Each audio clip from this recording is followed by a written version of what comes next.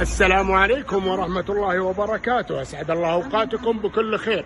من المدارس الشهيرة في مدينة الرياض، والأكبر مبنى تعليمي متوسطة بن خلدون الواقعة في حي منفوحة في شارع الأعشى، وهذا مدخل المدرسة. طبعا توقف في هذا العام 1446 2024 توقفت الدراسة، وتم نقل الطلاب يدرسون في المرحلة في الوقت المسائي في متوسطة بن المعتز في شارع الفريان، لتتم عملية الترميم هذه المدرسة، وإن شاء الله عودة الطلاب مثل ما أنتم شايفين ما شاء الله. وهذا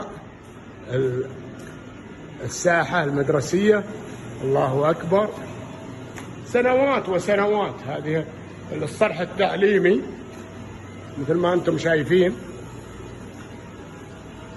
خرج آلاف وآلاف الطلاب، منهم من أصبح طبيب، منهم من صاحب معالي وصاحب سعادة وضباط ودكاترة ولاعبين مشاهير. طبعا هذه المدرسة من الداخل تم إضافة عليها بعض المباني، وكذلك أضيفت مدرسة ابتدائية عروة بن الزبير في هذه الساحة، لأن المبنى هذا كبير جدا مثل ما أنتم شايفين. وضيفت هذه المظلة داخل المدرسة. طبعا نفس المبنى مثل ما أنتم شايفين سيجرى إن شاء الله عليه عملية ترميم وإعادة الطلاب. طبعا ذكريات آلاف الطلاب.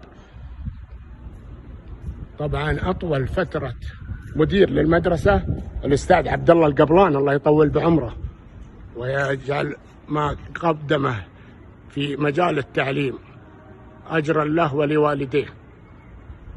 طبعا خرجت آلاف الطلاب، قلنا منهم من أصبح طبيب، ومنهم من أصبح رجل أعمال وأصحاب معالي وأصحاب سعادة وضباط ودكاترة ولاعبين مشاهير.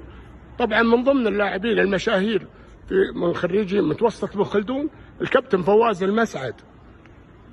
طبعا الكابتن فواز المسعد قد فترة من الفترات كان رئيس، استلم رئاسة نادي الهلال. وعندك عبد الرحمن الفحيل لاعب الهلال الشهير أبو عنتر رحمة الله عليه، ولاعب نادي النصر ميزر أمان رحمة الله عليه، وسليم فرج، وكذلك منصور بشير وسعد مبارك، والكثيرين الذي لا يحضرني أسمائهم في هذه اللحظة. ومن الأساتذة الكرام البروفيسور معراج مرزا، بروفيسور في جامعة أم القرى، سبق وأن درس في هذه المدرسة مثل ما أنتم شايفين. طبعا يمكن التصوير يعاد ذا ولا يحضرني بعض الأشياء في هذه المدرسة. من وكلائها نذكر الدبيان، وعندك النبهان، والأساتذة الأفاضل الصالح والناصر والدغريري، والكثيرين ويعذروننا لأن ما نتمكن من معرفة ما تحضرنا أسمائهم في هذا الوقت. طبعا هذا المقصف مثل ما أنتم شايفين. ارتفعت المباني سبحان الله، وأضيفت أشياء مثل ما هذه المدرسة الابتدائية أضيفت عروة بن الزبير، وهذا أضيف هذا برضه المبنى مثل ما أنتم شايفين مسرح، في نفس الوقت ينفع بعض الأنشطة الرياضية. وهذه مثل ما أنتم شايفين برضه أكيد تذكرتم. طبعا المبنى هذا كان في الأساس أنشئ معهد للنور في عام 1384 هجري، عام 1964 هجري. وتقاسمت المتوسط بن خلدون، انشئت متوسط بن خلدون في حي دخنة في مبنى طيني، وانتقلت وتقاسمت المبنى مع معهد النور للمكفوفين. في عام 1389 تم إنشاء مجموعة معاهد في حي المعاهد في الجرادية، معهد النور ومعهد الصم البكم.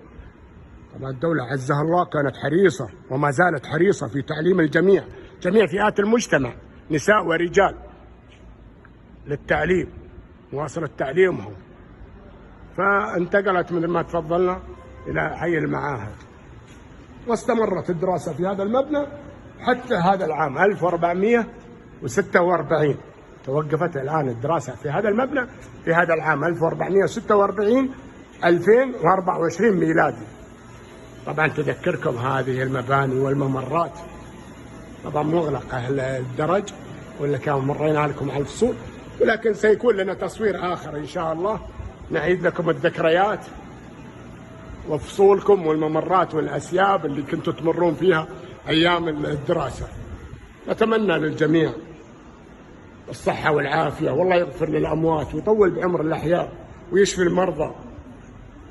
وإن شاء الله لنا تصوير آخر إن شاء الله، انتظرونا نذكر إن شاء الله المعلمين والطلاب، ومثل ما تفضلنا إن شاء الله في المرات الجاية. أسعد الله أوقاتكم وتمسون على خير. وهذا الباب الخروج الرئيسي، وهذه النخيل هذا أول كانت السياكل وكذا توقف. طبعا المصلى هذا أضيف لاحقا، ولا ما كان فيه المصلى، كانت فوق في الدور ده. هذا المصلى مثل ما أنتم شايفين، ويستخدم كمسرح برضو النشاطات الثقافية.